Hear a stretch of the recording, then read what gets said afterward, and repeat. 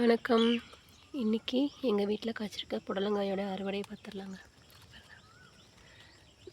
நல்லா பிஞ்சு வச்சுருக்கு நிறையா. நேற்று 2 அறுத்துட்டோம், இன்றைக்கி 2 அறுத்துடலாம். இங்கேயே 3 வச்சுருக்குங்க. நல்ல திரட்சியாக வருது. இந்த புடலங்காய்ங்க பெருசாக நோயே விழுகிறதில்ல, அதிகமாக உரமும் தேவையில்லை. நட்டு விட்டு தண்ணி வச்சா போதும், பாட்டுக்கு நல்லா வளருது. எப்போதும் நம்ம கொடுக்குற மாதிரி இந்த ஆமணக்கு புண்ணாக்கு, கடலை புண்ணாக்கு அது மட்டும்தான் கொடுத்துருக்கேன், வேறு எதுவுமே கொடுக்கல. சூப்பராக இருக்கு பாருங்க, அவ்வளோ ஃப்ரெஷ்ஷாக, நல்லா இயற்கையாக. வீடியோ பார்த்ததுக்கு நன்றிங்க, தேங்க்யூ.